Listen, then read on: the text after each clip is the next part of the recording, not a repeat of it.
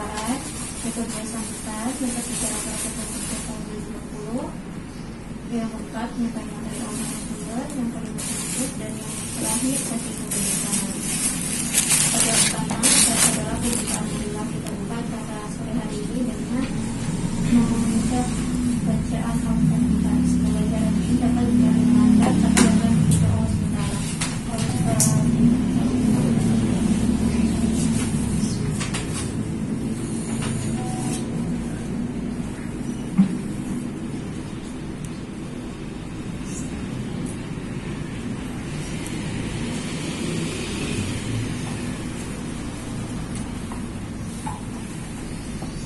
Acara selanjutnya adalah sambutan yang akan disampaikan oleh Bapak Abdul Nasar selaku Direktur Ekonomi Indonesia dari Bapak Ahmad Mustafa. Bismillahirrahmanirrahim. Assalamualaikum warahmatullahi wabarakatuh. Yang saya hormati narasumber Ibu Yanti dan kami dan seluruh teman-teman yang saya cintai, mulai Mbak Tika, Mbak Asih, Mas Eka, Mas Farhan, Mas Krishna, Muhammad Rizal.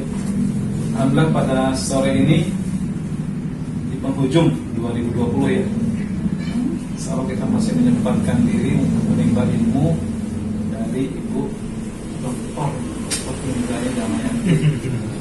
Nyambung pokoknya sama materinya ini. Dosen di Akademi Politeknik Pimpinan Perusahaan ya, Akademi Pimpinan Perusahaan ya. Yang dulu Mbak Tika katanya sempat daftar ya, Mbak Tembus ya. Distribusi.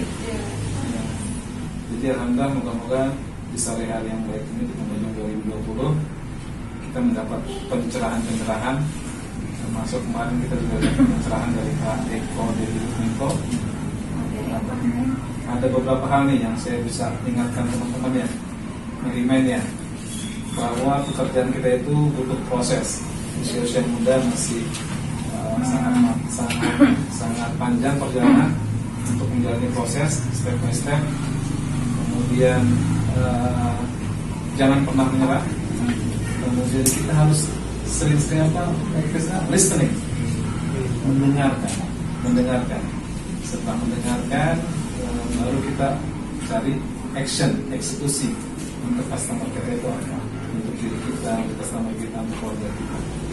Jadi itu beberapa catatan kemarin yang kita sempat dapat dari Pak Eko.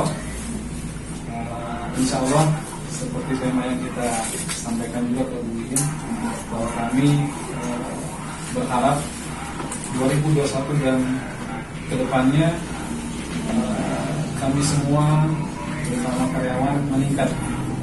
Awalnya itu level kesejahteraan karyawan, serta itu pimpinan, kemudian habis pimpinan lingkungan, kemudian perusahaan sendiri level meningkat. Dan alhamdulillah kami juga sudah melewati masa-masa berat di saat pandemi. Semoga 2021 pandemi Kita cuekin ya. Ataupun insya Allah moga-moga tidak ada lagi ya. Kita sehat semua. Sampai kita sudah melewati masa yang berat itu kita bisa berjalan dengan baik.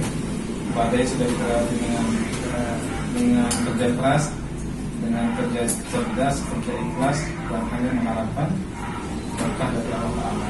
Dan harapannya ke depan kita terus meningkat, lebih baik. Demikian sambutan saya. Moga-moga ini bisa menjadi tambahan buat masing-masing. Terima kasih. Terima kasih pada atas sambutan yang disampaikan. Dan selanjutnya yaitu adalah kerja teman-teman pada kita.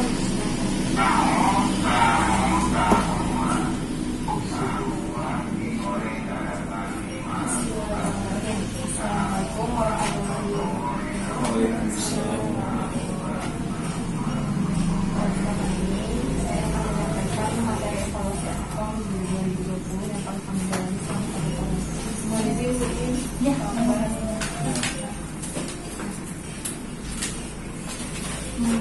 Kita mulai metode matematik, metode produk, voice, promosi, and form. Produk kami ada 3 kategori, yaitu ada printing, dan jadi ada akrilik, banner, logo, banner, buku, flyer, sampai agenda, kalender, CD, kartu nama, dan produk sepertinya ada mug, tumbler, pulpen, masker, kode, pos, sampai kartu perjalanan. Dan event organizer ini ada pameran keimigrasian, papan besar, organ kementerian pertanian, papan besar, papan kecil, event outdoor, indoor. Lalu untuk travelnya ada perjalanan grup wisata ke dalam negeri sampai ke luar negeri. Kita juga pernah perjalanan grup travel Sigma ke Bandung dan ASEAN. Yang saat ini ada development, yaitu adalah planning perjalanan umroh dan evaluasi untuk produk kami ini adalah model desain mengikuti perkembangan zaman atau saat ini. Dan kita harus mencari vendor dengan yang paling terbaik dengan spesifikasi bahan yang sama, jadi memungkinkan untuk tidak referensi dari vendor yang berbeda. Untuk price sendiri menyesuaikan dengan keadaan, yaitu seperti biaya desain, produksi, cetak, ongkos kirim, dan pasang. Jadi harga kami ini relatif sesuai dengan kebutuhan klien. Dan kita untuk membuat daya tarik pelanggan, kita juga memberi diskon untuk pelanggan existing dan pelanggan baru. Evaluasi price kami ini kami belum ada untuk basis harga, itu seperti produknya, ukuran spesifikasi, foto produk. Jadi kita belum ada range harga yang tepat. Untuk promosi sendiri, saat ini penjualan masih dilakukan secara langsung. Dan yang ingin kami tingkatkan yaitu adalah digital marketingnya, yaitu seperti advertise produk, email, SMS, Twitter, Facebook, atau sosial media lainnya bisa kita aktifkan kembali. Lalu kita juga bisa memberikan promo menarik dalam event tertentu. Lalu people sendiri ada Apple dan Viva, dan ada teman-teman lainnya yaitu ada Martin. Lalu evaluasi people saat ini yaitu kami usahakan untuk tidak menunda pekerjaan, gerak cepat dan tahu prioritas pekerjaan. Lalu update pekerjaan via WhatsApp group, Facebook, apabila ada pesan dari klien segera dilaporkan secara jelas dan detail. Dilaporkan secara lisan dan tulisan via WhatsApp group.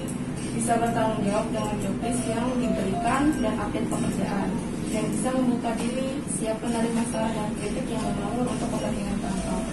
Melakukan pekerjaan dengan standar terbaik atau tidak asal, dan memberikan reward and punishment untuk karyawan.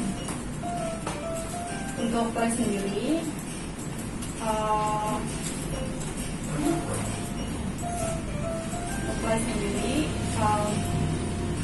kita bisa untuk promosinya itu ke tempat kantor imigrasi atau lembaga, komunitas, perusahaan swasta maupun negeri. Dan SWOT analisisnya yaitu ada strength, weakness, opportunities, dan fear. Lokasi kekuatan kami ini lokasinya strategis, mudah dijangkau dan nyaman, lalu memiliki pengalaman berbagai bidang yaitu percetakan, souvenir, tulis, event, pelaksanaan event atau kantor. Terus bisa pesan dan antar di hari yang sama dan keterjaminan dalam penyampaian barang dijual. Kelemahan kami ini adalah modal besar untuk pembelian barang, kadang masih kurang. Lalu kurangnya SDM untuk promosi online, digital marketing, dan marketingnya sendiri. Jangkauan pemasaran klien yang belum maksimal, yang dijalankan hanya eksklusif klien. Produk yang dijual tidak bisa dijual untuk pribadi, hanya untuk instansi, lembaga, atau komunitas. Peluang sendiri yaitu kesempatan mengembangkan pemasaran di luar pulau. Dengan sosial media, kita membantu pemasaran dengan cepat. Dan kita juga peluangnya itu memiliki jaringan silaturahim ke banyak pihak, sehingga bisa menjadi kekuatan untuk menawarkan produk atau promosi. Dan peluangnya itu cabang kantor baru, baik online maupun offline. Menurut itu sendiri ada adanya pesaing baru dengan kualitas setara dan harga jauh lebih murah. Perluasan promosi pesaing via marketplace. Itu evaluasi dari 2020 ini dia Hakom sendiri yaitu untuk komunikasi dengan klien, kita pengennya tuh ada handphone kantor gitu. Jadi mungkin kalau pakai dokumen kan file atau data-data juga bisa hilang dan karyawan sendiri pun tidak bertanggung jawab gitu. Terus mungkin kita pengennya sih diadakan evaluasi per 1 minggu atau 1 bulan yang telah kita kerjakan, baik itu karyawan internal, klien atau barang yang telah kita kerjakan. untuk jam kerja ini perhitungannya secara jelas apabila cuma telat atau lembur itu perhitungannya bagaimana gitu. Dan posisi kamu jadi karyawan itu lebih baiknya seperti apa, dan reward dan punishment secara clear untuk saat ini dan ke depan. Dan terima kasih, itu yang dapat saya sampaikan. Mungkin bisa menyampaikan saran-saran untuk dari saya. Terima kasih. Wassalamualaikum warahmatullahi wabarakatuh. Waalaikumsalam. Terima kasih kepada Najika atas program kerja kolaborasi atau sampaikan. Nah, cara selanjutnya kemudian materi Baik, terima kasih. Terima kasih Pak Akbar sudah mengundang. Ya, Sebenarnya rasanya saya bukan ahli di manajemen, tapi paling kita sharing aja ya. Kita ini ngobrol-ngobrol aja. Nah, pada saat tadi Pak Akbar cerita gitu ya, terus materi yang kemarin mengenai proses segala macam ya. Nah, terus tadi juga Mbak Dika cerita mengenai marketing mix yang sudah diterapkan. Nah, saya jadi ingat ini kan perusahaan jasa, sebenarnya kita bisa terapkan 8P. Kalau tadi kan cuma 5P ya, kita ada 8P sebenarnya bisa ditambahkan di situ tuh. Ada lagi ya selain yang tadi produk, price, place, promotion, people, ada juga proses di situ. Nah, terus kan ini kebetulan ada beberapa materi, nanti saya share aja ke Mbak Dika ya. Ada beberapa materi, banyak materi terkait dengan manajemen jasa, dari mulai desain sampai ke evaluasi kepuasan pelanggan. Ya, tapi yang hari ini yang akan kita diskusikan di sini bukan terkait dengan itu. Ya. Cuman ini saya ingat aja tadi 5P.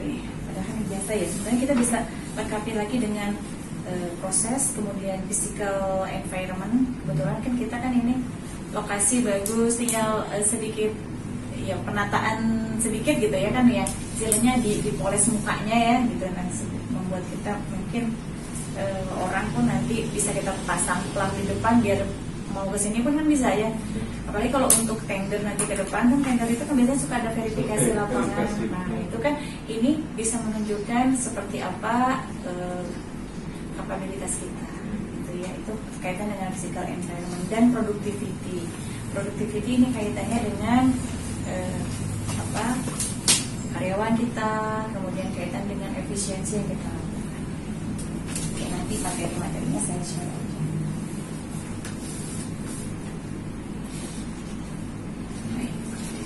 Ya, untuk hari ini sesuai dengan yang disampaikan di surat undangan, meskipun surat undangannya saya cuma lihat jamnya sama tanggalnya aja, saya nggak lihat di bawahnya ada materi. Jadi, oh gitu ya, gitu kan.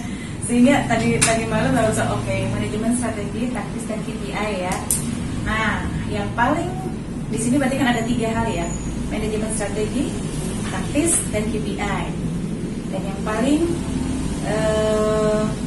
membuat kita semua bergembira adalah peningkatan kesejahteraan. Nah, itu dia yang butuh kita, gimana caranya untuk meningkatkan itu. Tapi saya akan mulai dari 3 kata kunci pertama ya, manajemen strategis, taktis dan KPI. Apa sih manajemen strategis itu gitu ya? Manajemen strategis itu sebenarnya kan ini kaitan dengan manajemen. Kita tahu lah manajemen itu apa. Sebenarnya manajemen itu 4 hal aja. POAC gitu ya, planning. Jadi segala sesuatu memang kita butuh melakukan perencanaan. Apapun itu, ya kita misal mau mengadakan kegiatan pasti butuh planning. Perencanaannya, perencanaan alatnya, perencanaan orangnya, ya perencanaan anggarannya dan segala macamnya. Perencanaan acaranya sendiri seperti apa, planning. Kemudian organizing. Organizing itu kaitannya dengan seperti apa kita membagi tugas di antara tim itu. Kita siapa melakukan apa. Nah ini jangan sampai kita ada satu orang yang merasa saya berat banget sih kerjaannya gitu ya. Sementara yang lain mungkin dilihat kayak nyantai aja atau tidak diberikan beban yang sama antar pegawai, itu kan kedepannya itu akan mengakibatkan bisa kecemburuan lah di antara pegawai. Apalagi kalau sistem remunerasinya sama. Artinya tidak ada pembeda misalkan ya. Kalau dulu ini sama kayak kebetulan saya pegawai negeri ya. Pinter goblok sama aja gitu Pak. PGPS. Jadi mau pinter mau enggak sama aja segitu-gitu juga. Nah, tapi kan dengan sistem sekarang mungkin agak sedikit berbeda gitu ya. Sehingga orang yang memiliki kinerja lebih akan diberikan reward lebih. Kayak tadi ada kaitan juga ya dengan seperti apa sih reward dan punishment. Ini ada kaitan di sini guys. Itu jadi kaitan dengan manajemen PO organizing ya, siapa melakukan apa. Actuating ya bagaimana kita melaksanakan apa yang sudah kita rencanakan dan yang sudah kita bagi tadi tugas tadi. Yuk semua melakukan apa yang direncanakannya masing-masing. Dan yang terakhir pasti controlling gitu kan ya, controlling semua melakukan pengontrolan ya. Biasanya ya kalau controlling itu dari level manajemennya. Nah, kaitan sekarang dengan manajemen strategis ya. Nah, kalau secara definisi di sini itu kan seni atau ilmu menyusun, menerapkan dan mengevaluasi keputusan-keputusan. Nah, strategis biasanya ini ada kaitannya tuh dengan kondisi persaingan. Kondisi persaingan. Karena kan kita membuat strategi untuk apa sih membuat strategi kita ya? Kita main catur. Bikin strategi kan, ada yang pintar catur nggak di sini?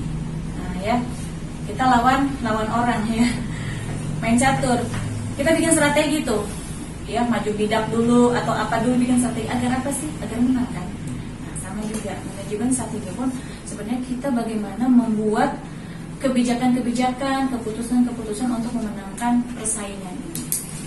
Tentu perusahaan yang seperti ini juga banyak gitu ya. Tapi bagaimana kita bisa dikenal orang? Sama mungkin kalau di Depok kita cari benchmark aja. Benchmark siapa kira-kira perusahaan yang di Depok ini? Nah, itu kadang-kadang itu butuh kita jadikan pemimpin pasar itu sebagai patokan kita. Untuk apa? Untuk kita bisa minimal pertama itu ATM dulu ya. Amati, tiru, modifikasi. Bagaimana kita bisa meniru layanannya, kita meniru mereka. Kan mereka itu, kenapa mereka menjadi pemimpin pasar? Berarti kan konsumennya banyak gitu ya. Kenapa konsumennya bisa banyak? Kembali pasti ada hal yang membuat mereka itu unik. Layanannya mungkin dari sisi harganya, mungkin dari sisi kualitasnya, mungkin dari sisi keramahannya dan lain sebagainya. Saya misalnya ambil contoh yang cetakan-cetakan di sini apa ya, Pandawa. Tapi kalau dari sisi apa namanya, dari sisi lokasi memang mereka di pinggir jalan ya. Tapi kita juga sebenarnya kalau misal kita punya plang gede-gede membuat orang jadi penasaran di mana sih RH.com gitu kan. Akhirnya mereka mencari, kan sering kali kita browsing, ada nggak kita tuh di Google My Business. Nah itu PR kita pertama ya. Kita coba masukkan ya RH.com itu di Google, sehingga orang pasti akan kalau misalkan browsing itu langsung menemukan ya RH di mana. Terus langsung kan kita direct ya lokasi di mana, pasti akan menuntun mereka ke sini. Dan pada saat ke sini mereka diberikan sebuah lokasi, sebenarnya tidak harus mewah-mewah, tetapi yang penting representatif. Saya melihat di Yogyakarta banyak perusahaan-perusahaan printing yang justru masuk-masuk ke gang. Ya kalau kita jalan-jalan ke di Jogja itu banyak yang masuk-masuk ke gang printing dan gede-gede. Antri, masuknya pakai nomor antrian, antrinya di luar gitu kan. Ya masuknya berarti kan dipanggil ya sesuai nomor. Jadi nggak mesti besar-besar, tapi yang penting itu mungkin dari sisi harga gitu ya. Kita bisa bersaing lah dengan mereka. Cari yang paling di sini memimpin pasar itu siapa di Depok itu. Kalau misalkan yang kita jadikan benchmark itu misal ya, saya nggak tahu nih ya karena saya nggak melakukan survei pasar ya. Misal Pandawa, oke, Pandawa itu apa sih kelebihan mereka? Misal gitu, dari sisi harga, kelengkapan layanan gitu ya, macam-macam layanan. Saya pikir nggak kalah dari kita ya Pak. Jadi kita sebenarnya bisa. Memang saat ini kan mereka banyak karyawan kita bertahap, ya bertahap lah. Gitu. Tapi minimal kita punya benchmark dan kita pengen jadi mereka. Itu kan visi ya, visi kita. Gitu. Nah kaitan dengan manajemen strategi itu, di sini memang fokusnya pada proses penetapan tujuan organisasi, pengembangan kebijakan, kemudian perencanaan untuk mencapai sasaran, serta pengalokasian sumber daya untuk menerapkan kebijakan dan mencapai tujuan organisasi. Nah, namanya manajemen strategi ini penyusunannya ada di tingkat manajemen. Artinya dalam hal ini Pak Akbar sama Bu Ifah gitu kan. Nah, bagaimana kita menentukan kita tuh bikin aja dulu strategi 5 tahun aja. 5 tahun misalkan, kita 5 tahun ini tujuan kita mau ngapain. Terusan bikin perencanaan, kebijakan. Nah, kalau sumber daya di sini ya termasuk di dalamnya itu adalah SDM-nya, kemudian termasuk juga mungkin nanti kita mencari sumber pendanaan dan lain sebagainya. Tapi saya rasakan sumber pendanaan jadi masalah ya. Ada masalah dikit. Ada masalah. Tadi disampaikan juga. Optimistik lah ya. Optimis. Bismillah. Nah, seperti itu. Jadi ini memang ada di tingkat pimpinan puncak. Penyusunannya ya, penyusunan manajemen strategis ini ada di pimpinan puncak. Dan manajemen strategis ini memberikan arahan untuk perusahaan dan juga untuk staf-staf semua. Karena di dalamnya nanti di manajemen strategis itu ada visi, ada misi, ada tujuan. Nah itu kita semua karyawan itu harus tahu visinya perusahaan itu apa. Jadi karyawan itu merasa sehati dan sejiwa dengan perusahaan. Kalau karyawan nggak tahu visi perusahaan, ya berarti dia tidak ada yang ingin tidak ingin berkontribusi lebih gitu untuk perusahaan. Ya udah hanya business as usual aja, datang ke kantor bekerja, ya udah pulang. Tidak ada target yang ingin dicapai. Sementara kan tadi tujuan kita apa sih? Manajemen strategis, taktis, KPI untuk meningkatkan level kesejahteraan. Kita tentu ingin sejahtera kan semua ya, ingin sejahtera. Gimana perusahaan bisa sejahtera nanti di paling belakang, ya satu-satu dulu. Nah gitu ya. Kemudian tahapan untuk manajemen strategis itu apa? Perumusan strategi, pelaksanaan strategi, dan evaluasi strategi. Perumusan, nah mungkin kita bisa diskusi gitu Pak Akbar ya dengan Viva. Kita mau seperti apa sih? Nah teman-teman nanti mendukung aja gitu ya. Teman-teman mendukung aja apa yang dirumuskan perusahaan. Nanti visi, misi, sama tujuan tuh kita tempel. Jadi kita setiap hari kita bisa lihat, 5 tahun ke depan tuh saya pengennya ingin Pandawa. Kalau bisa 5 tahun ke depan saya sudah ada di pinggir jalan Margonda. Optimis toh? Ya, bisa nggak kira-kira tercapai? Bisa. Tidak ada yang tidak mungkin. Allah yang punya kuasa mah ya. Tahun depan misalkan insya Allah kita nggak ada yang tahu ya dapat misal proyek sekian, keuntungannya udah 0,5 M misalkan, udah kita siap-siap, nggak usah beli dulu, mungkin sewa dulu gitu kan. Yang penting tadi salah satu yang ada di dalam marketing yang 8P itu adalah physical environment. Physical environment itu adalah lingkungan fisik si perusahaan yang membuat orang itu pertama kali tertarik untuk masuk ke dalam. Ya, kenapa sih orang di depan itu tertarik gitu, pengen masuk, lihat luarnya dulu gitu kan, sebelum mencoba layanannya lihat luarnya. Itulah ya. Oke, perumusan strategi. Kemudian setelah itu pelaksanaan strateginya. Pada saat akan pelaksanaan strategi, tentunya dari pihak manajemen butuh transfer. Seperti apa visinya, maksudnya bagaimana agar karyawan itu benar-benar memahami dan menjiwai dari visi misi, tujuan dan nilai-nilai, ada nilai-nilai perusahaan sebenarnya, nilai-nilai perusahaan.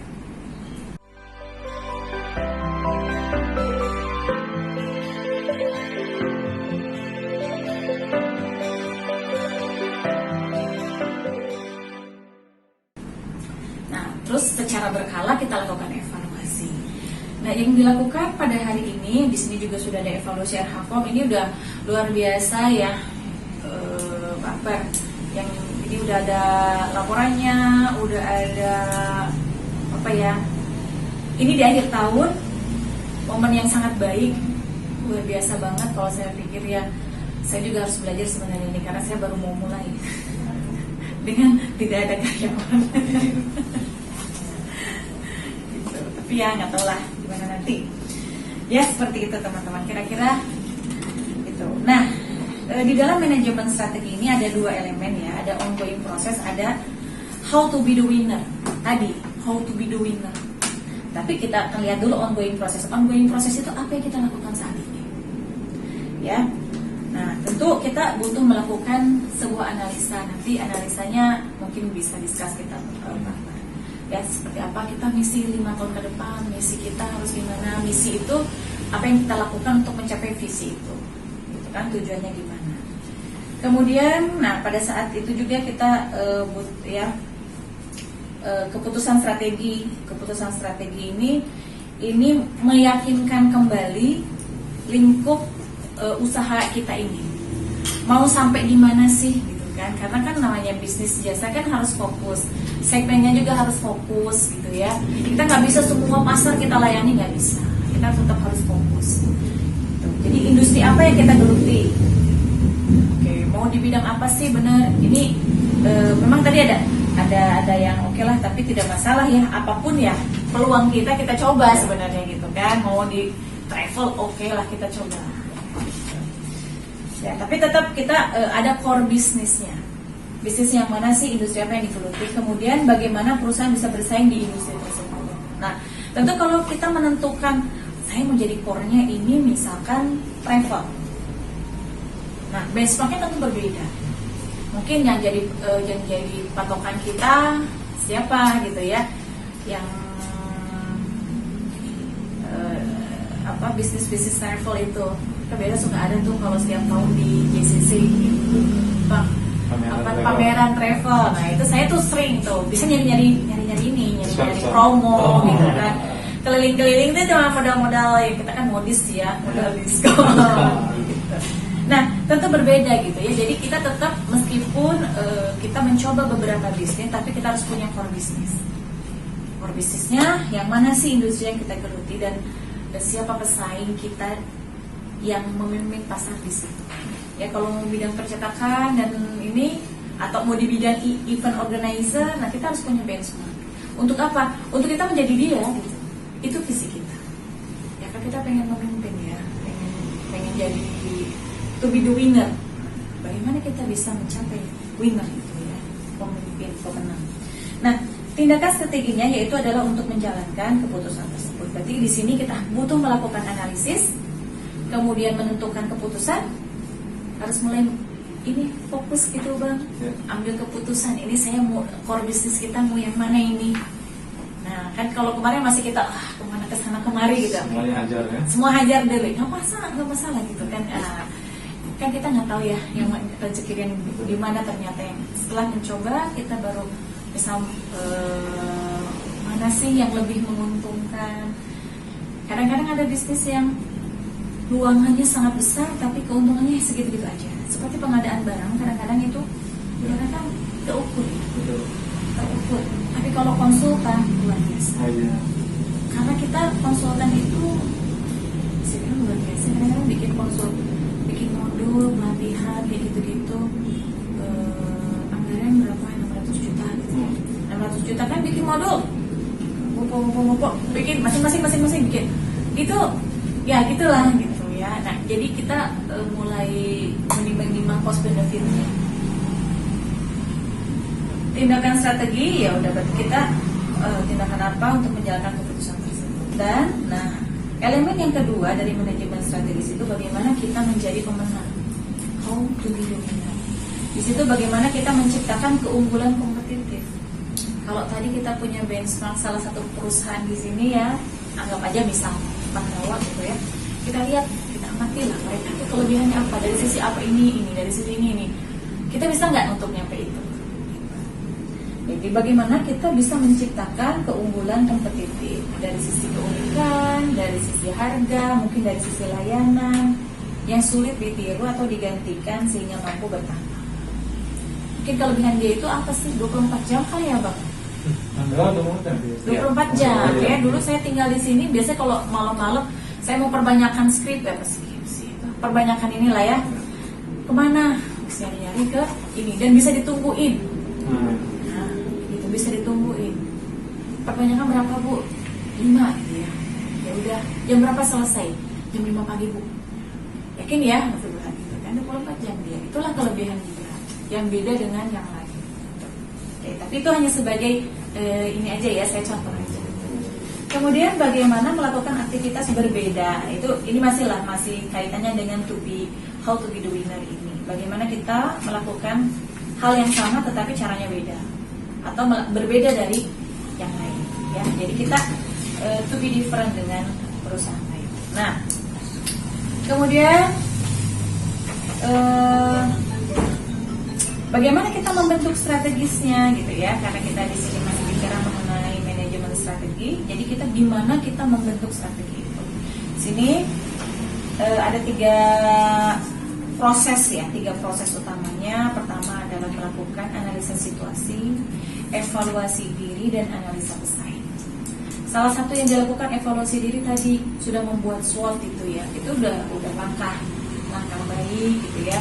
Analisa situasi lingkungan eksternal, situasi lingkungan internal juga itu butuh kita internal ya teman-teman di sini. Masing-masing orang kelebihannya apa, kekurangannya apa. Jadi kita bisa menempatkan masing-masing itu pada tempat yang tepat. Ini kelebihannya sih ini teliti banget kalau ngitung gitu kan. Oke, ini berarti di bagian bikin RAB gitu. Ya, ini sesuai dengan keahliannya grafis dan sebagainya. Ya, melakukan analisa situasi, evaluasi diri, analisa pesaing baik internal, eksternal maupun lingkungan mikro dan makro. Kemudian penyusunan pernyataan visi, pernyataan misi. Ini memang harus dinyatakan kita ya. Apa itu visi? Visi itu cara pandang jauh ke depan ya, dari masa satu, misalkanlah kita ambil contoh 5 tahun gitu ya, satu periode. Visinya apa ke depan itu? Kita harus punya, jangan ya udahlah gini aja deh. Ya ganti tahun ya begitu aja gitu ya, ganti tahun ya begitu lagi. Kita harus punya visi. Dan yang butuh menyemangati terus. Teman-teman ini harus semangat gitu ya. Bisa nggak kita kira-kira? Bisa ya? Bisa nggak? Siapa ya? Saya pengen panggil nih. Saya pengen panggil. Kok kayaknya lebihan 1 ya? Oh iya. Alif. Alif mana? Alif. Oh Alif sama Alif juga. Baru ketemu sekarang. Baru sekarang ketemu. Dulu masih kecil. Sering absen dia. Dulu masih kecil. Ya. Farhan. Farhan, siap ya? Siap. Semangat. Mana sih? Siap ya? Kalau Tika, siap Bu. Dia selalu siap Bu. Kalau WA kan gitu. Mau izin Bu? Aduh, saya bilang ini kayak nge-WA saya kayak ini kayak ajudan pas pampres. Karena environnya dia imigrasi terus kan. Terus lagi mau dilirik-lirik sama taruna imigrasi. Jadi gitu. Berarti dia kalau WA-an sama calonnya gitu. Mohon izin Mas. Gitu ya. Biar nggak ada Bu. Biar nggak tegang. Ya. Krisna. Siap ya? Siap. Tuh Bang, siap semua. Siap. Ini kan luar biasa ya. Semangat semua teman-teman. Jadi saya juga kaget waktu pas kita tuh sebenarnya ngobrolnya kayak ini aja ya. Mau apa? Tender saya juga jelas sebisa-bisa gitu ya dengan waktu yang cuma 2 hari. Tapi lihat teman-teman sangat semangat ya. Mudah-mudahan itu jadi momentum ya Bang ya. Insyaallah. Insyaallah. Di 2021. Amin. Oke. Kita dapatkan gitu ya. Insyaallah mudah-mudahan. Oke, tadi ya. Jadi memang visi itu harus dinyatakan. Dari visi turun ke misi ya. Ini kalau Pak Akbar nggak usah diajarin, saya belajar dari beliau dulu. Dulu. Kan? Sekarang enggak. Enggak. Kita sama-sama share. Kemudian yang ketiga ya dari visi misi kemudian masuk ke tujuan itu, merumuskan tujuan. Ini bisa jangka pendek, kalau tujuan jangka pendek dan jangka panjang. Yang jangka panjangnya kita buat 5 tahun aja, jangka pendeknya setahunan. Tujuan tahun ini apa nih? Gitu ya. manajemen strategi. Jadi karena kita waktu juga kan ini ya pendek. Nah kemudian dari manajemen strategi itu kan turun ke taktis ya, manajemen taktis. Nah manajemen taktis ini erat kaitannya dengan pengambilan keputusan taktis. Jadi ini apa yang kita lakukan ya kurang lebih sehari-hari ya, sehari-hari. Itu kan banyak keputusan-keputusan yang harus diambil secara cepat gitu ya. Seperti itu. Nah, kadang-kadang pada saat kita mengambil keputusan, misal kayak kemarin kita mau menawarkan sebuah barang gitu ya, kan alternatifnya itu banyak ya, dan kita harus ambil keputusan saat itu. Nah itulah yang disebut dengan keputusan taktis. Ada beberapa alternatif, ini mau barangnya apa nih yang kita tawarkan ya, mereknya ini. Nah tentu kan kita harus banding-bandingkan ya. Yang salah satu tools yang bisa kita pakai untuk membandingkan itu adalah cost benefit analysis. Jadi dari beberapa alternatif itu kita bisa bandingkan seperti apa benefitnya, seperti apa cost yang dikeluarkannya. Tapi mungkin yang harus kita ingat pada saat kita mengadakan sebuah barang atau ya di pemerintahan lah terutama, itu adalah spesifikasi dan itu yang harus jadi patokan kita. Itu yang benar-benar kemarin ya speknya itu yang harus persis gitu ya. Kalau tidak lebih tinggi. Yang kurang. Jadi kalau kurang ya itu ya kita istilah kata kita sudah ditetapkan sebagai pemenang pun gitu ya pada saat last minute. Nah, saat itu disebut dengan pre-award ya sebenarnya meeting pre-award, jadi pertemuan sebelum tanda tangan kontrak itu. Ya kita ada miss sedikit pun udah lewat. Udah hampir di tangan gitu ya. Nah, ya itu sebagai kita mudah-mudahan tidak bisa dijadikan pelajaran.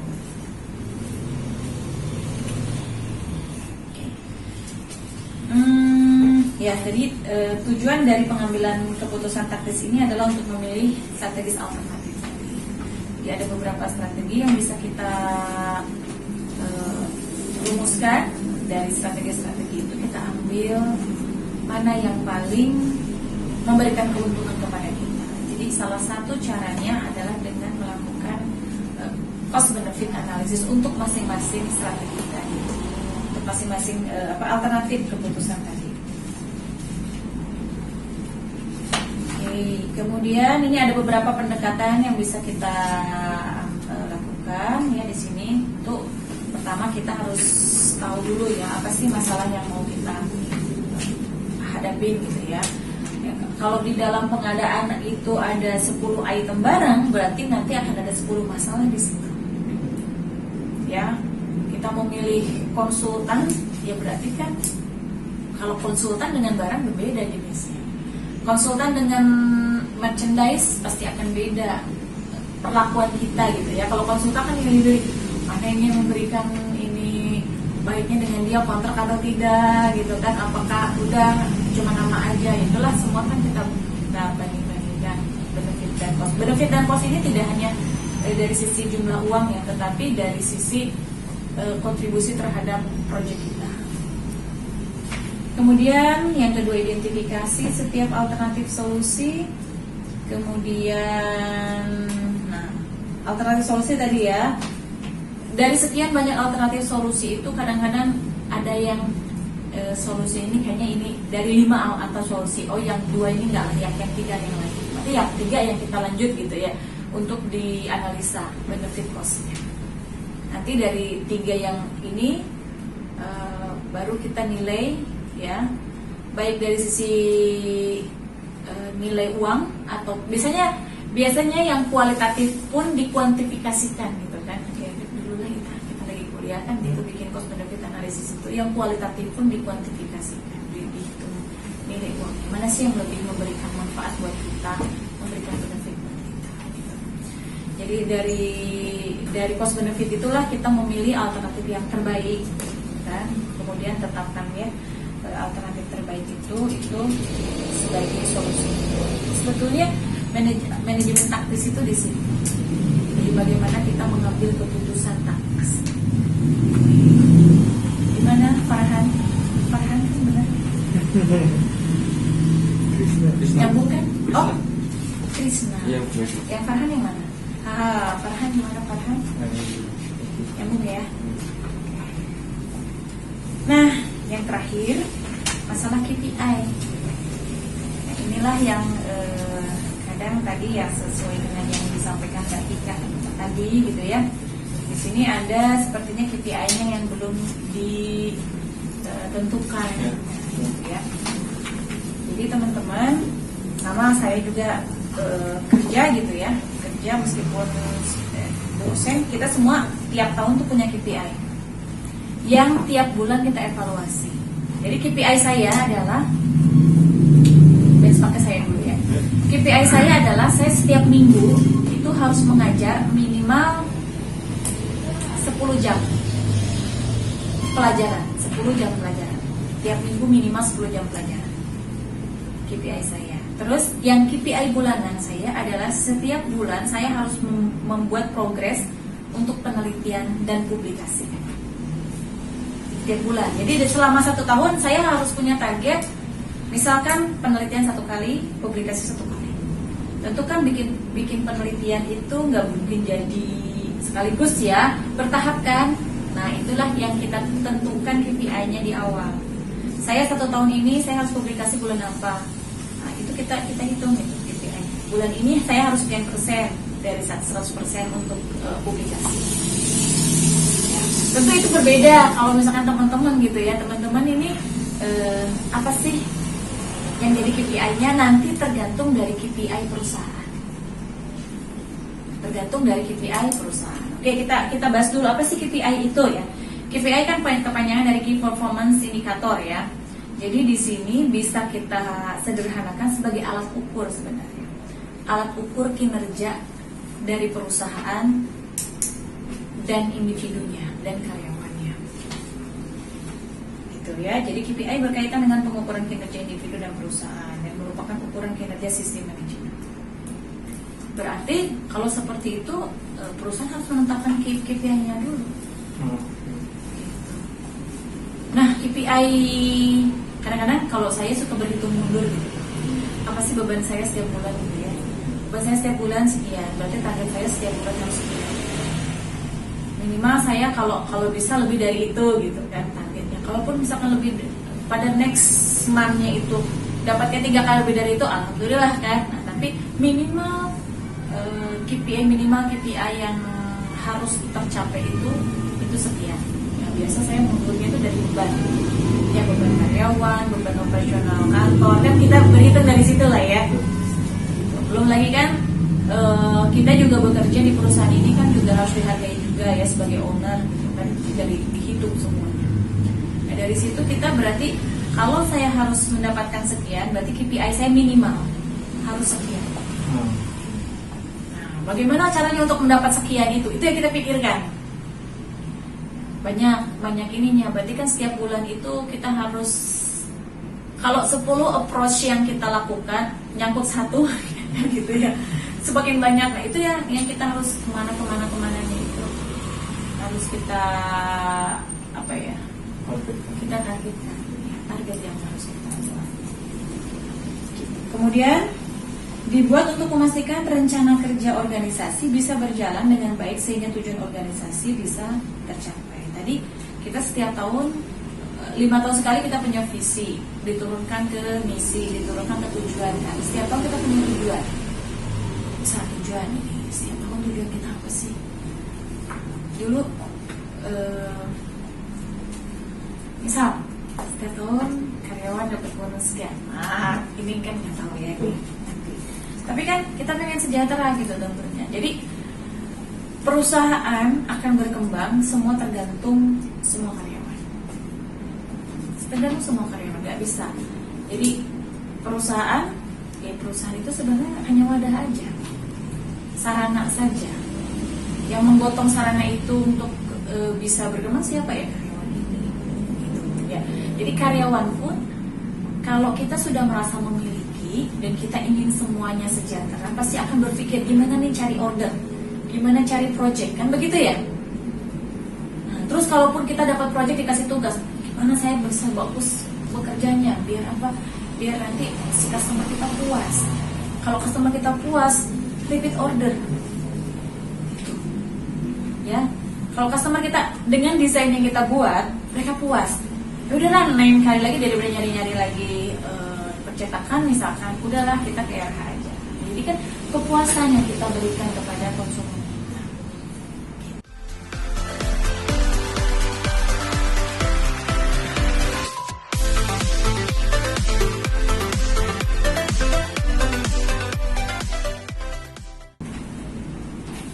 Ya, baik. Baik, terus lanjut ya. KPI adalah, kalau secara definisi ya, KPI adalah alat ukur yang bersifat kuantitatif, menggambarkan efektivitas perusahaan dalam mencapai tujuan bisnisnya. Nah, perusahaan menggunakan KPI untuk mengukur kesuksesan pencapaian target mereka. Berarti kita harus punya target perusahaan dan target individu. Kalau saya kadang-kadang tiap hari itu saya punya target ya, yang selalu misalkan kita tulis di post-it note gitu ya, hari ini saya harus apa. Tempel. Biasanya kalau sore-sore atau malam lah udah santai gitu ya, kita ambil post-it note ini, aduh tidak tercapai target. Karena saya nggak tahu ya, mungkin saya kadang-kadang suka merasa terlalu keras dengan diri sendiri. Aduh, tadi kenapa saya tidur ya? Tidur siang. Kenapa saya tidur ya tadi? Harusnya saya kerjain ini ya. Itu karena kan kita udah punya target tiap hari itu ya, target harian. Nah, target mingguan tentu kita punya juga untuk pribadi nih ya, target bulanan kita juga. Demikian juga untuk perusahaan.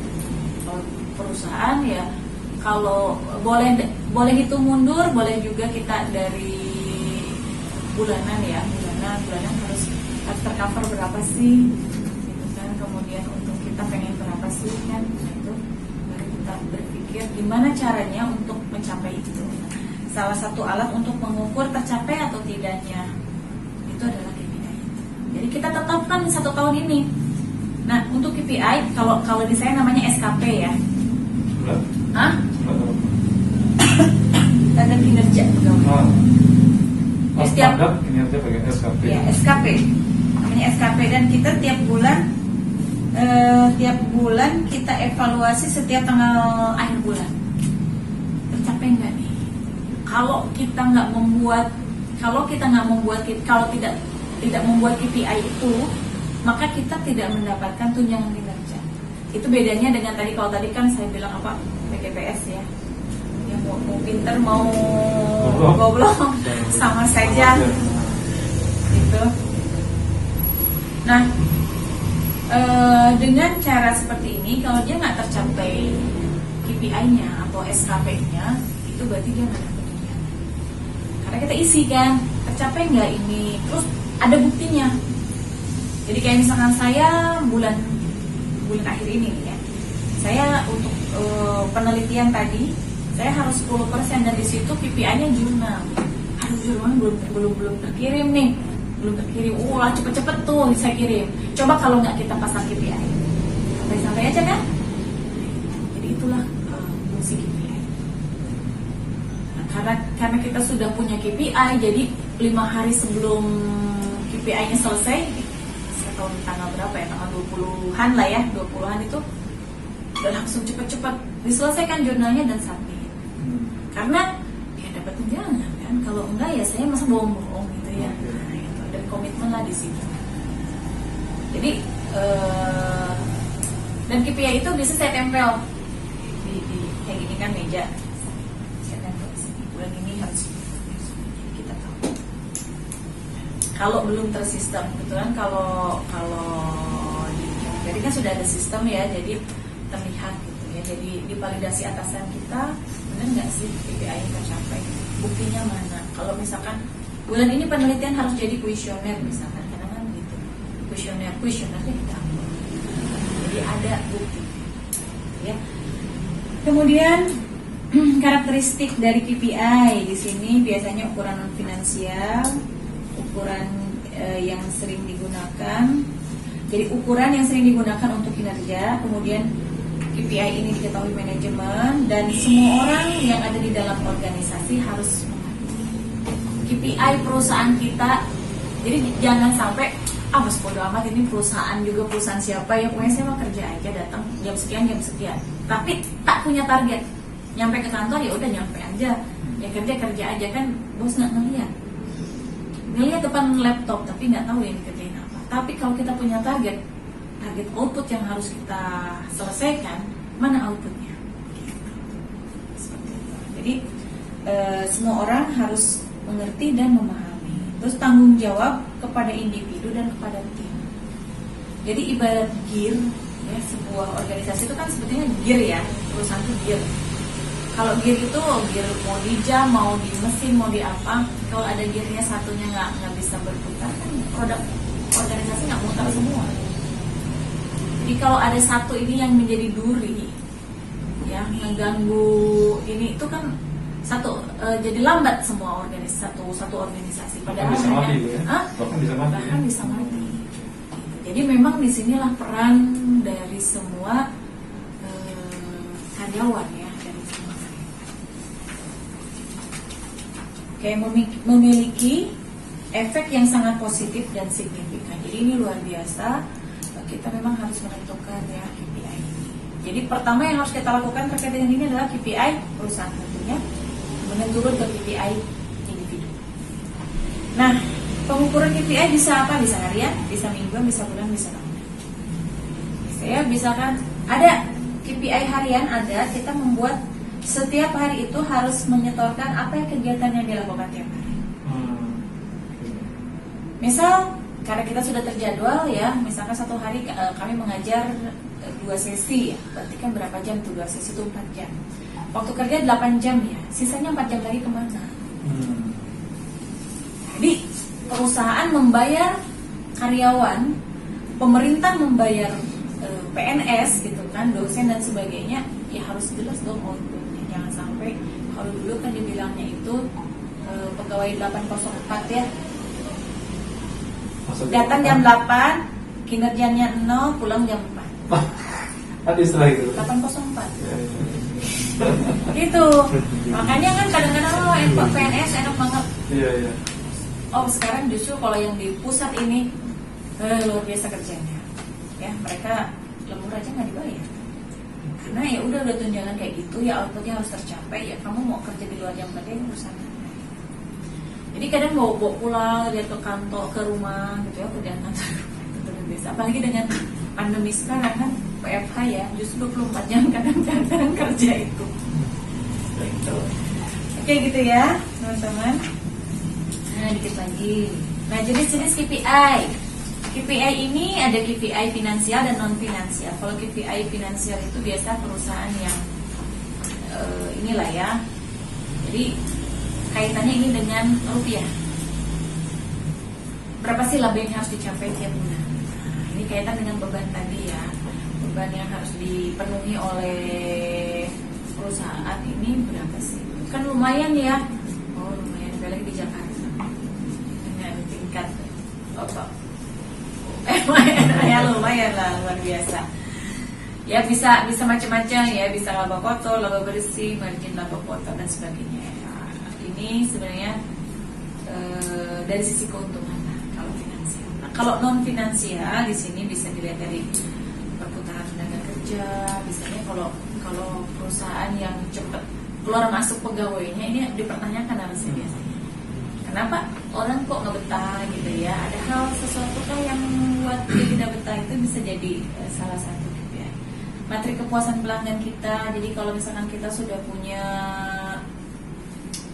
habis project gitu ya, mungkin kita bisa minta evaluasi rasio pelanggan berulang terhadap pelanggan baru. Nah, ini lebih banyakkan mana gitu ya. Kalau memang pelanggan pelanggan berulang, berarti kan yang udah repeat order gitu ya, dibandingkan pelanggan baru pun tetap kita harus terus marketingnya lah yang harus kita dorong. Terusan ukuran dari KPI juga bisa market share kita dibandingkan dengan industri sejenis. Tadi tergantung core bisnis kita mau apa gitu kan. Jadi keputusan strategik itu salah satunya adalah memilih mana yang akan kita jadikan core bisnis kita. Yang lain samping-sampingan gitu ya. Oke, nah KPI yang baik ini sebenarnya ada 5 ya. KPI yang baik itu harus seperti apa sih? Harus SMART. Ya, specific, measurable, bisa achievable, bisa attainable, bisa ya itu pokoknya ketercapaiannya ya. Kemudian relevan sama time. Spesifik itu ya spesifik, tidak mengawang-awang. Tujuan dari perusahaan apa?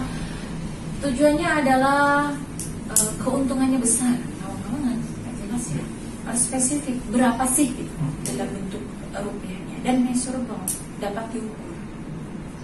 Oke, misalkan 1 bulan saya harus keuntungan bersih 100 juta. Misal gitu ya, keuntungan bersih 100 juta. Berarti kan itu adalah KPI perusahaan. Gimana untuk dapetin 100 juta itu? Itu balik ke tadi keputusan strategik dan keputusan taktis. Kemudian harus bisa dicapai juga, dapat dicapai, mampu nggak kira-kira?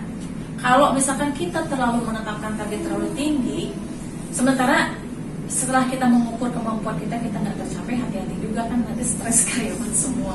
Begitu udah stres, udah pada out semua, keluar semua, susah lagi kita mencari karyawan yang benar-benar bisa memahami kita dari awal. Kan?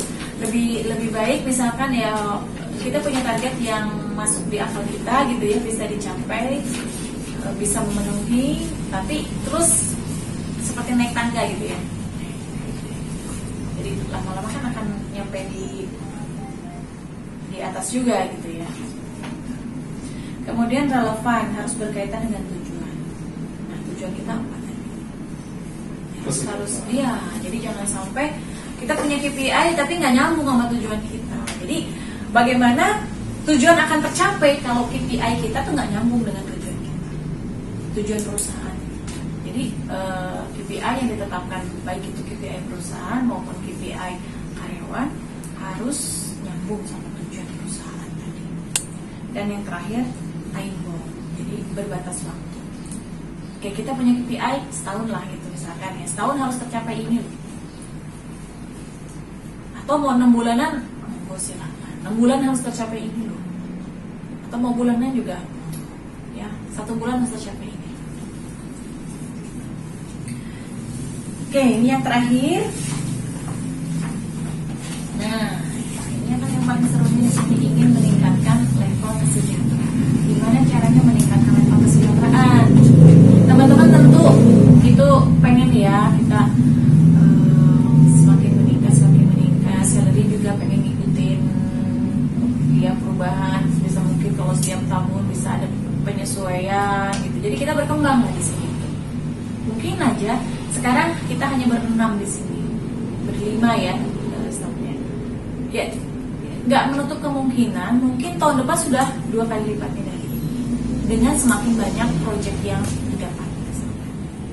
Nah, untuk meningkatkan level kesejahteraan tentu berarti keuntungan perusahaan kan harus meningkat.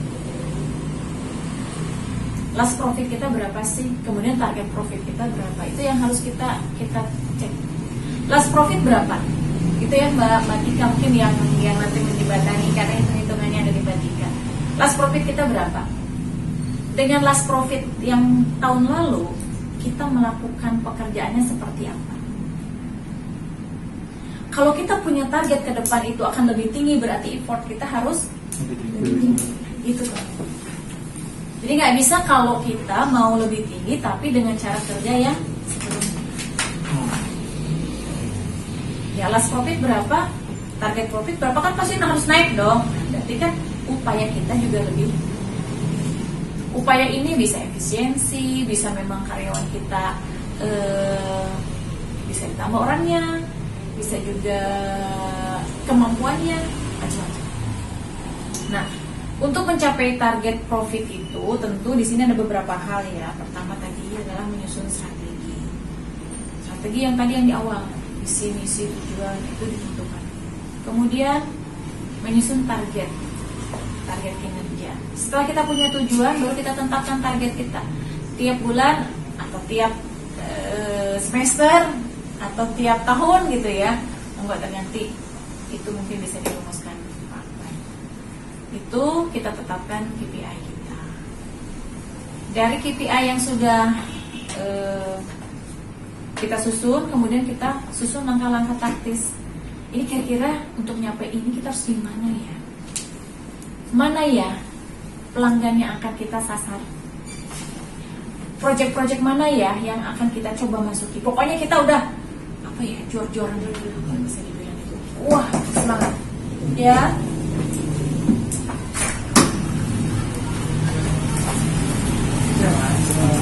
Gitu. Pokoknya kita semangat 45, masukin semua gitu. Oke. Gitu ya. Tuh, jadi langkah-langkah taktisnya. Nah, yang keempat adalah membangun kerjasama. Perusahaan tidak akan berjalan kalau tidak didorong dan diusung sama-sama. Diusung ya dibopong sama-sama gitu ya. Pasti kita harus kerjasama di sini. Nah, apa yang kita harus lakukan untuk membangun kerjasama tim ini? Tentu penyamaan persepsi dulu. Visi misi yang sudah nanti disusun Pak Akbar itu kita sepakati, kita sosialisasikan lah ya, kemudian penyamaan persepsi. Nilai-nilai perusahaan, ya silakan lah, mungkin nilai-nilainya nanti kita tempel gitu ya, apa sih nilainya, misalkan semangat atau apa gitu ya. Ini kan muda-muda semua ini masih semangat muda. Kedisiplinan atau apa tadi katanya kan ada yang datang terlambat juga. Nah, kita mulai berkomitmen ya.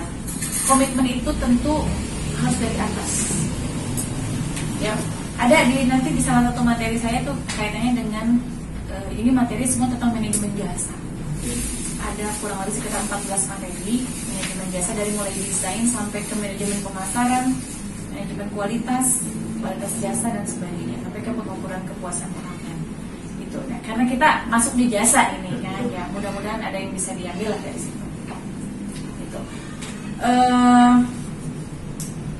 Ya, masalah nilai-nilai ini harus menjadi landasan buat kerja kita semua. Ya, kalau kedisiplinan ya kita awalilah dari kita dulu, misalkan dari ownernya dulu. Oke, kalau kita misalkan masuk jam berapa? Jam 8 misalkan, jam 8 ya udah, jam 8 harus di sini. Itu anaknya harus jam 7 ya? Hah? Anaknya harus jam 7 gitu. Ya enggak lah. 8 kurang 5. Ya. Gak besok mau. Gitu. Dan sampai jam 9 ya. Ya. Gue maksudnya. Terus kan sebenarnya absen itu bisa kita gunakan handphone ya sekarang itu ya. Sudah sih Bu. Udah ya. Nah, Finger ya? enggak. Apa? Google Form. Oh, Google Form. Google Form-nya tapi di kantor, pakai komputer kantor gitu. Jadi otomatis harus masuk ke sini. Atau Ada foto. Foto. oh, oke, fotonya di mana? Harus di kantor. Nanti diganti-ganti loh Bang. Nama itunya apa namanya? Nama filenya. Kayak harus nge-share ini ya, Sherlock kan setiap hari kan. Kadang-kadang kan saya keluar kota. Iya. Tapi kan nggak boleh keluar kota. Gimana caranya gitu? Ini kan jadi jelek. Diganti nama filenya. Tanggalnya dimundurin gitu. Astagfirullah. Ya. Oke. Itu ya, membangun kerjasama tim ya. Kita semua tim di sini, insya Allah, mudah-mudahan saya juga bisa mengikuti jejaknya Pak Akbar ya. Kenapa buat yang udah bosan jadi PNS? Anda buat pensiun enak kan ya. Enggak sih, sebenarnya lebih ke arah saya pengen Mengembangkan ilmu. anak saya tuh biar tidak anak saya seperti ini ya. Usia-usia. Namanya Alif juga. Saya ngumpulin dia terus biar dia tuh mau berpikir kreatif. Ya udahlah, kita coba fasilitasi sambil juga kita nyari-nyari yang lain juga gitu ya. Biar develop. Aku di beberapa rumah, banyak rumah itu. Ada 10 rumah? Ada 10 rumah? Enggak. Atau apartemen banyak gitu? Enggak. Rumah panti. Sistem remunerasi, nah ini juga ya kita mesti pertimbangkan kalau sistem remunerasi itu terkait dengan manajemen strategis ya perusahaan. Nah, karena semua juga teman-teman mungkin juga harus memahami kondisi perusahaan ya. kadang-kadang cuma segini aja gitu ya. Kita coba memahami perusahaan. Artinya gini, kalau perusahaan ordernya banyak, gitu kan? Nah, kita kan pasti kan berharap nggak mungkin tidak di situ ada sistem reward, ya kan? Pasti akan kesejahteraan meningkat. Semua pasti dapatlah kebahagiaan lah. Dan termasuk juga punishment-nya harus ada gitu ya. Kalau misalkan karyawan-karyawan yang sering nggak masuk, punishment-nya harus ada juga lah. Kalau misalkan pas lagi dapat project yang lain dapat dia nggak dapat, jangan nyesel ya.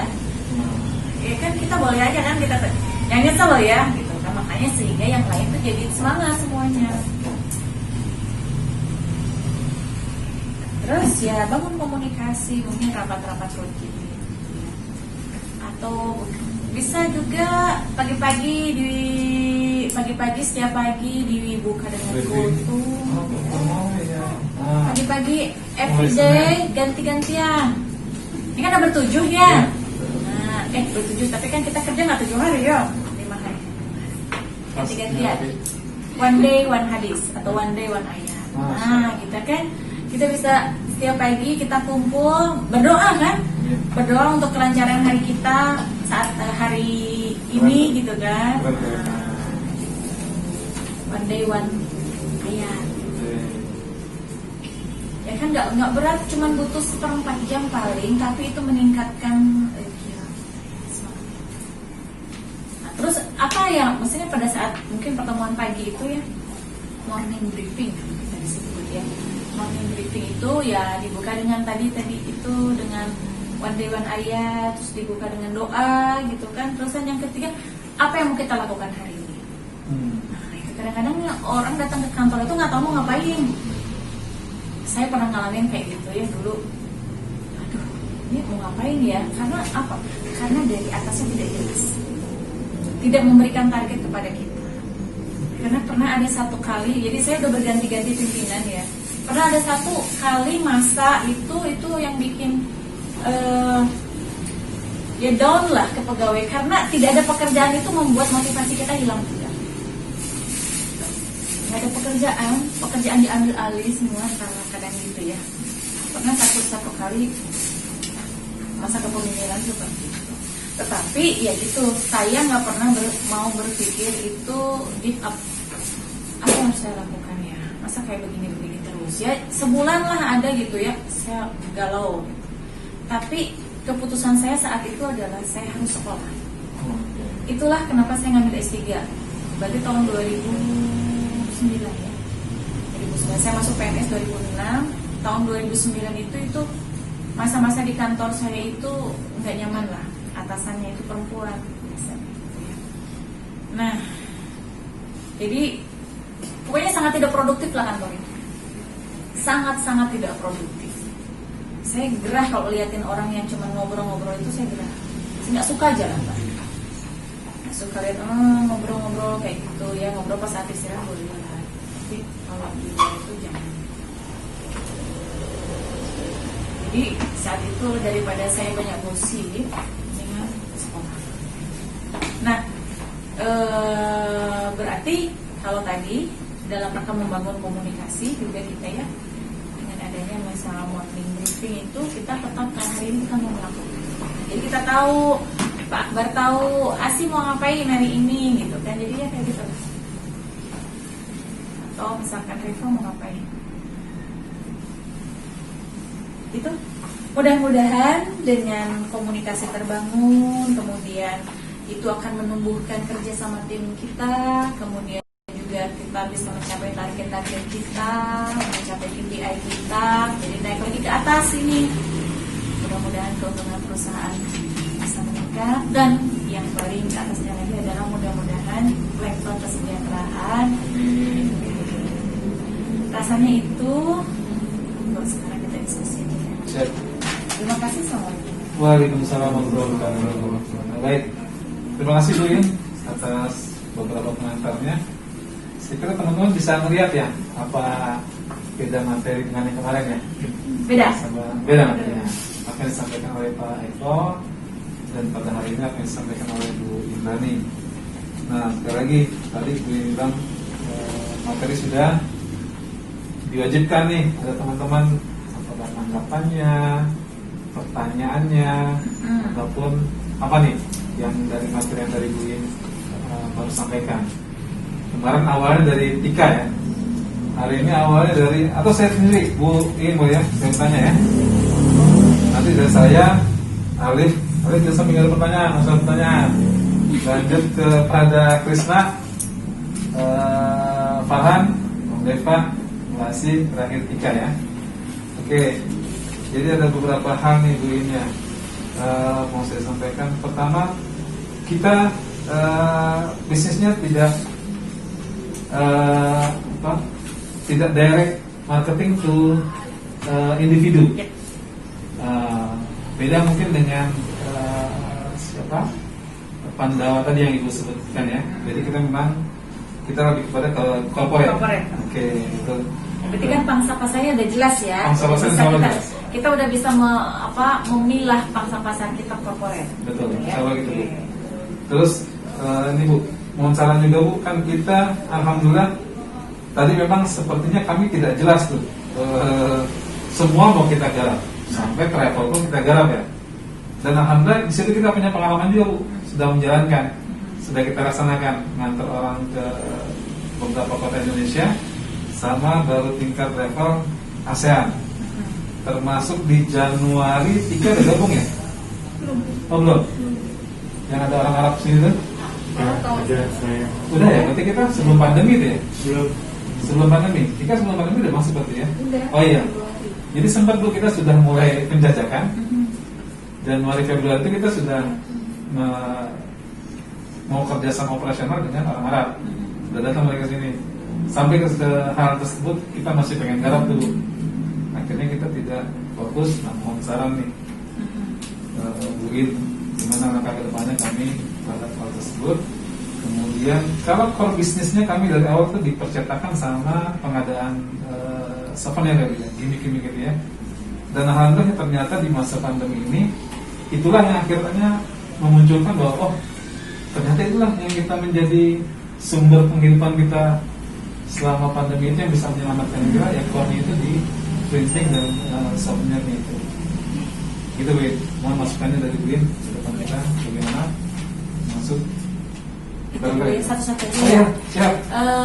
Ya ini kan diskusi ya, Ya. tidak menutup kemungkinan kalau punya teman-teman punya saran juga. Ini kadang-kadang di sinilah komunikasi harus dibangun. Kadang-kadang suka ada kesungkanan antara owner dengan karyawan. Karyawan nggak berani ngomong gitu. Nah, disitulah kadang-kadang inovasi-inovasi itu datang tuh dari karyawan. Cuman karena tidak terbiasa kita mengumumkan pendapat, menjadi akhirnya tidak tersampaikan. Padahal mungkin saja ada inovasi dari karyawan. Nah, oke.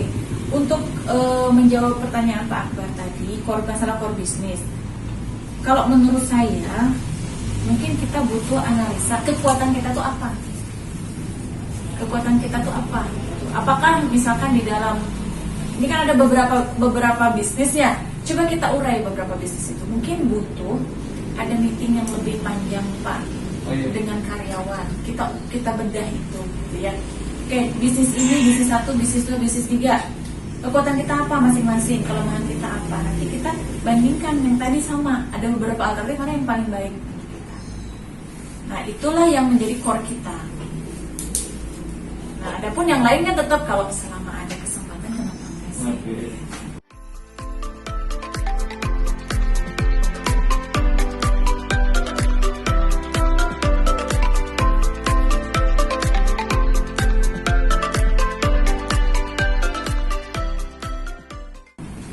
Ya, namanya rezeki kan tentunya harus bisa dari mana-mana aja. Gitu. Siap. Jadi mungkin kita bisa lihat kekuatan dan kelemahan kita. Oke. Siap Ibu. Lanjut, Alif, silakan pertanyaan kepada Ibu Iin. Saya persilakan Alif. Yang soal ini tadi yang renovasi kantor. Menurut Anda penting nggak sih soalnya ini kan menurut aku ini cuma operasional aja. Oke. Orang nggak bakal kesini. Ya. Mungkin sih kalau meeting apa gimana. Cuman seberapa penting kalau renovasi ini? Oke. Seberapa penting? Nah, ini tergantung. Tadi betul juga yang disampaikan Alif ya. Jadi Kalau memang misalkan target market kita itu bukan individu tetapi corporate, ini menjadi tidak terlalu signifikan ya. Jadi physical environment kalau jenis bisnis jasa di mana konsumen itu tidak datang ke sini ke tempat itu tidak. Tetapi tetaplah kita kan tetap butuh misal tanda pengenal apa? Mungkin di depan kita tulis papan nama kita. Itu juga untuk apa? Promosi kita. Ya, memang bisnis kita itu tidak melayani individu. Tapi kalau ada misalkan perusahaannya siapa yang sering lewat ke sini, misal ya, dia lagi naik mobil, saya naik mobil, sudah percetakan ada nomor teleponnya. Misalkan bisa printing apa gitu ya. Nah, mungkin saja dia browsing, oh ini loh, udah punya web. Nah, oh ini loh, gitu kan perusahaannya. Bisa jadi dia yang pesan. Nah, itu tetap identitas perlu ada. Sama ya, kalau misalkan biasanya gini, kalau orang melihat ya, meskipun tidak harus bagus ya, yang penting tuh rapi, gitu ya, rapi, tidak berantakan, tertata.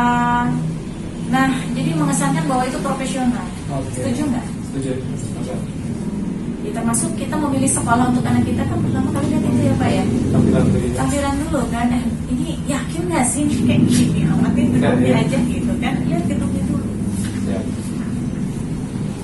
Jadi seberapa pentingnya itu tergantung target customer kita. Kalau customernya memang corporate sebenarnya tidak terlalu penting. Tetapi kalau memang kita ingin mengembangkan sayap kita, tidak ada salahnya kalau bisa kita pasang plat nama yang membuat orang merasa lewat, mengenal kita. Kita jawab boleh? Oke, lanjut Mas Krisna. Sebelum bertanya, ini aman ya? Masih hidup terus? Cek. Aman, Pak. Ambil. Kenapa? Ayo, ambil dulu sebentar. Boleh? Oh, Itu PSBB ya? ambil sebentar. PSBB sekarang jam berapa? Depok jam berapa? Bukan, ada barang yang kita ambil. Oh. Saya menjawab dulu ya. Oke, sekarang lanjut. Pertanyaan Krisna. Kemarin pertanyaan terakhir bagus dia Bu. Bagaimana caranya Pak kemarin Krisna? Bagaimana cara supaya cepat memahami? Oh, cepat memahami. Cepat memahami apa? Nah, akhirnya dia mendapatkan bahwa kita semua malah memahami segala sesuatu, kita harus mendengarkan dari orang lain. Nah, hari ini apa pertanyaannya Krisna? Silakan. Bagaimana cara individu atau kelompok itu untuk menumbuhkan rasa minat? Menumbuhkan rasa minat. Bagaimana? Wah, pertanyaannya emang ini. Bagaimana individu atau kelompok itu menumbuhkan rasa minat? Minat terhadap Apapun. apa? Terhadap apapun. Apapun hal Atau pekerjaan atau apa? Apapun Termasuk pekerjaan. Biasanya saya belajar dari diri sendiri. Kalau saya merasa ada sesuatu benefit dari situ, saya jadi ingin. Jadi apa keuntungan yang bisa diberikan dia terhadap saya, termasuk pekerjaan. Sekarang kita kan orang logik ya. Kalau pekerjaan itu tidak memberikan keuntungan buat kita, ngapain gitu ya? Nah, jadi kalau memang perusahaan ingin karyawannya betah, berikanlah kenyamanan buat dia. Kenyamanan dari sisi kultur di dalam perusahaan itu, kenyamanan dari sisi mungkin salary juga, kenyamanan dari sisi fasilitas dan lain sebagainya. Saya pernah mengalami masuk di dunia di perusahaan lah ya, di perusahaan karyawannya tuh lama-lama ada yang 7 tahun, 8 tahun. Apa sih yang membuat dia itu betah di situ? Rupanya kultur di situlah yang membuat diberikan kesempatan untuk berkembang gitu ya. Ada penghargaan, terusan kekeluargaan, nah itu kayak gitu. Jadi kan membuat orang nyaman kan. Nah kalau sudah nyaman ya pasti dia akan berminat. Sama kita bekerja atau mau belajar sama. Belajar pun gitu. Saya akan minat terhadap pelajaran kalau apa? Kalau kita merasa bahwa apa yang kita akan mendapatkan dari situ tuh memberikan sesuatu buat saya, buat kita. Gitu. Terjawab nggak? Ya? Cukup. Takut nggak bisa jawab. Pertanyaannya keren-keren ya, sederhana. Keren. Apa itu ya? Gitulah Masanya dikaitkan dengan manusia ya. Kalau manusia itu kan rata-rata kalau dia merasa diuntungkan maka dia akan ikut. Ya. Tapi kalau dia tidak merasa diuntungkan, dia kan pasti akan Mengundurkan diri, mengundurkan ya. diri. Menarik diri gitu ya. Mas Deva, silakan. Tanya. Deva apa sih? Deva. Oh, salah saya. Hal tersulit yang harus dicapai perusahaan Hal tersulit. ya Hal tersulit. dalam bidang event organisasi atau percetakan atau yang lain. Saya penasaran aja. Oke. Masing-masing pekerjaan, apapun profesinya pasti punya masalah. Bekerja dimanapun pasti punya masalah. Ya, mau jadi dosen pasti punya masalah. Jadi apapun punya masalah. Ini kebetulan harusnya solusi kerja. Nanti masuk. Enggak, dia capek dari subuh dia di jalan tol.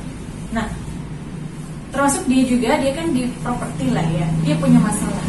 Masalahnya adalah tiap minggu harus gimana. Sekarang 17 orang harus gajian gitu kan. Kadang-kadang kan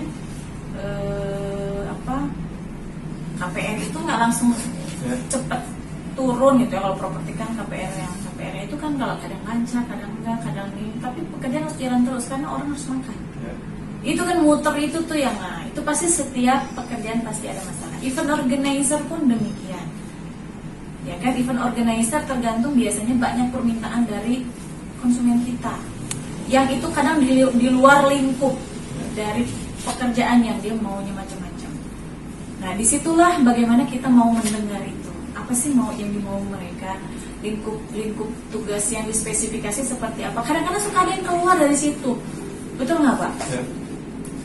Ya, memang setiap pekerjaan itu pasti ada masalahnya. Mau jadi guru, mau jadi apapun ada. Jadi pasti setiap masalah, pasti setiap pekerjaan pasti ada masalah. Ada lanjutannya? Ada lanjutannya? Atau belum terjawab? Atau sudah terjawab? Sudah, coba saya mau tanya hal tersulit Yang tersulit, yang harus dicapai perusahaan, bukan Hal individu tersulit. kan kalau itu tadi. hal tersulit yang harus dicapai. Kalau hal tersulit yang dialami mungkin ya. Ya. Hal tersulit kalau- yang dialami perusahaan yang IO, saya persilahkan. Bapak apa yang menjawab ya? Saya penasaran. Apa sih Pak? Ini sambil saya belajar juga. Hal tersulit ya cari makan buat teman-teman kan? Itu persis jawaban saya. Ya kan? Karena tiap hari kita harus Sama kan? memikirkan. Properti pun iya. Setiap Gimana bulan caranya? kita ada kewajiban kan? Iya, baru tadi malam aduh pusing gitu kan. Ah. Kita kan sama-sama ya namanya. Iya. Pusing. Setiap minggu tuh 15 sampai 20 setiap minggu. Ya. Aduh gimana caranya? Ini padahal material harus jalan terus gitu kan ya. Sama ini juga bagaimana cara nyari order. Nah, tim pemasarannya bagaimana Pak? Itu dia. Kita belum maksimal, kita akan maksimalkan. Saya sih dari sekian tadi yang disampaikan Mbak Tika, terus yang dari sini saya merasa mungkin kita butuh nge-push di marketing. Betul. Ya, penawaran kemana-mana gitu kan. Push marketing, sama link kita kemana-mana kita jalankan. Rasanya itu tim marketingnya itu yang Hal tersulit. Ya. ada sih kemana-mana.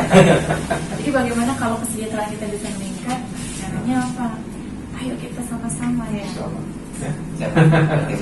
Jadi yang saya pikirkan setiap hari bukan yang lain. Cari makan. Teman-teman ini kan bulan depan harus saya kasih makan kan? Aduh gimana ini? Ya kan? Cari order dari mana nih? Iya, terus harus saya kasih tiap bulan kan? Nanti pas sudah punya istri, ya kan? Asik mau punya suami. Nah, ya.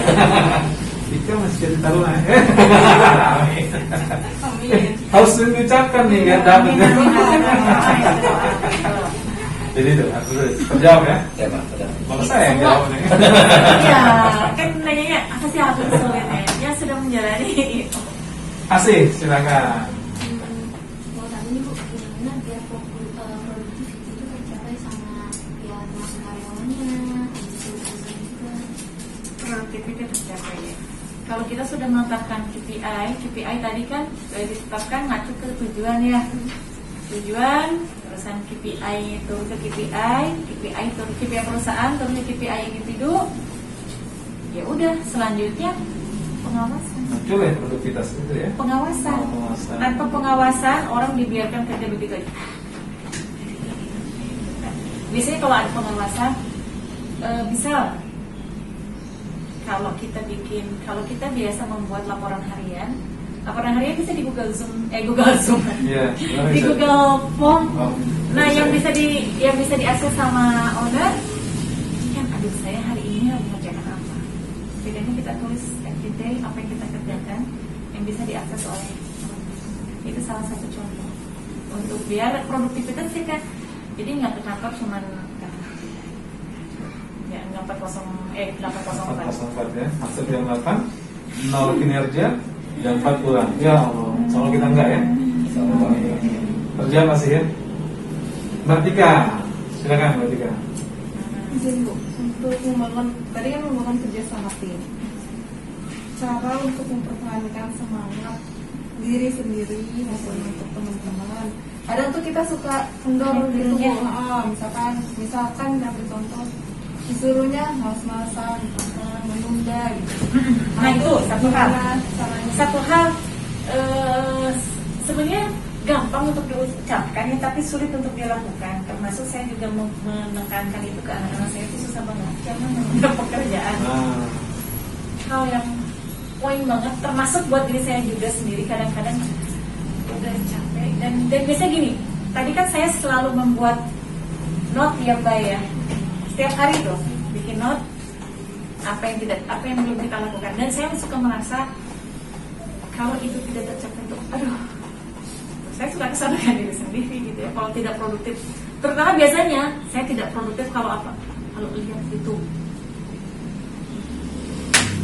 YouTube itu tuh nggak terasa 2 jam itu tuh berlalu aja begitu. Apa tuh?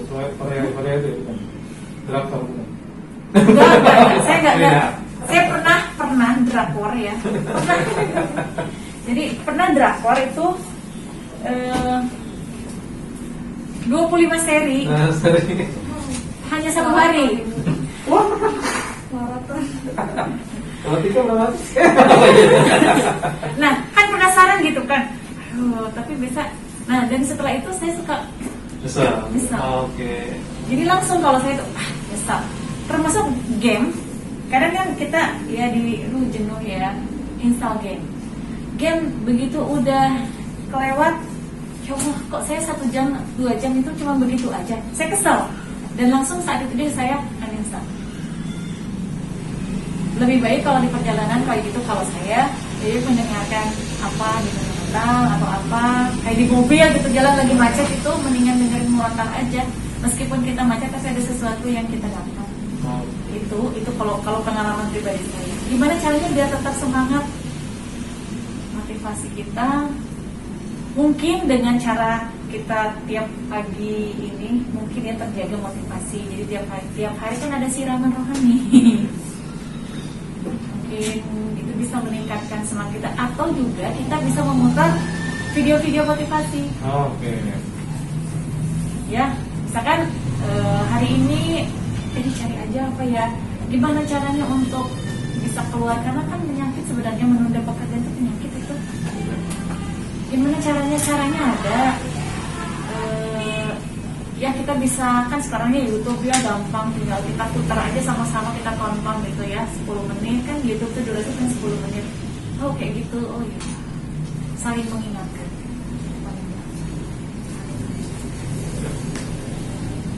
Oke, semuanya sudah bertanya dan semoga dapat ilmunya masing-masing. Ini kita share aja ya, karena Ya, secara keilmuan betul. saya bukan orang ahli manajemen banget ya, tapi kalau untuk manajemen jasa, ini nggak tahu, saya nggak bisa download. Oh iya, itu tadi Ibu sebutkan ya, ada 14 Nanti materi. saya itulah saya kirim karena laptop ada sih, saya bawa laptop tapi nya nggak bisa, harus connect ke listrik. Oh iya, siap. Saya kira itu akan tempat Bu dengan konteks bisnis kita ya, Apa biasa tuh? itu ya, yang Ibu pengen Insya Allah. materi. Makanya tadi saya ingat karena Mbak Tika bahas tentang 5P. Nah untuk jasa sebenarnya kan ada 8P ya. 8P. Kita kembangkan. Sebelum kita tutup, mungkin ada penutup akhir dari Closing. Bu, closing statement dari Ibu Indra ini. Baik, ya Bismillahirrahmanirrahim. Ya ini kan penutup tahun 2020. Insya Allah besok kita sudah Bismillah melangkah ke tahun yang baru. Mudah-mudahan bisnisnya RH lebih baik lagi. Mudah-mudahan semangat teman-teman untuk mendukung semua kegiatan di perusahaan ini juga lebih semangat lagi. Gitu aja. Selalu optimis. Insya Allah kita kalau punya cita-cita itu akan tercapai. Gitu ya. Kalau kita ingat, kita harus punya cita-cita. KPI itu salah satu cita-cita sebenarnya. Cita-cita, oke, saya bulan ini harus tercapai ini. Itu kan cita-cita ya. Nanti di akhir bulan baru kita cek. Di akhir bulan itu adalah sebuah proses review. Jadi kita memang harus punya target.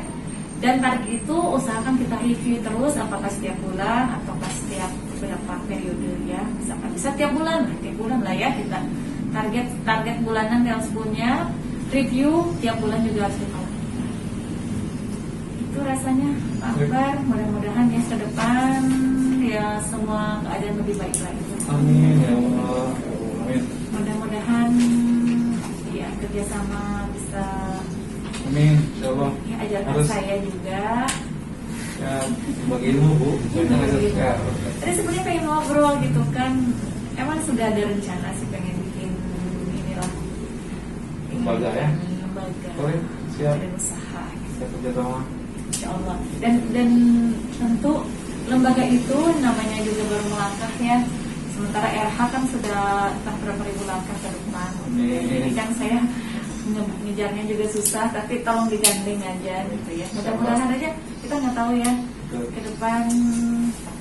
Ya bisa saja benderanya bendera yang mana aja ya. Tapi kan tim kita tetap solid.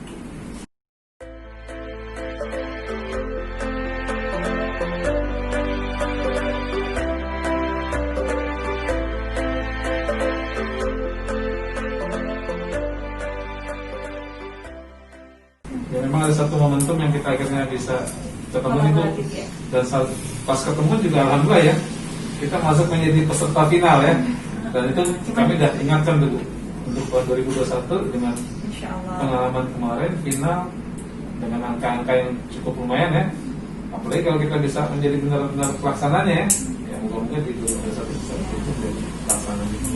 Belum rezeki aja ya. Belum rezeki aja. Amin. Kembali ke Mbak Asih bagi pengacara. Pas ya. Siap. Terima kasih pada ini. Semoga materi yang telah disampaikan dapat membantu kita atas masukan yang sebelum acara kita bentuk. Mari kita sudah mengucapkan doa agar semua materi dan informasi bersama pada tadi dapat dimanfaatkan untuk semua. Amin. Setelah acara saya tutup, mari kita sama-sama melakukan sesi foto bersama. Paling penting nih. Kemarin kurang pas ya. Iya. Nanti kita backgroundnya ini ada yang di samping ya, ada yang di depan kali ya. Jadi kayaknya bisa masuk ya. Ini geser juga deh, kesini deh. Ada logo RH, ada tema ini ya. Manajemen profesional meningkatkan level sejahtera. Wah, luar biasa. Amin. Ya, dan acara hari ini setelah semua acara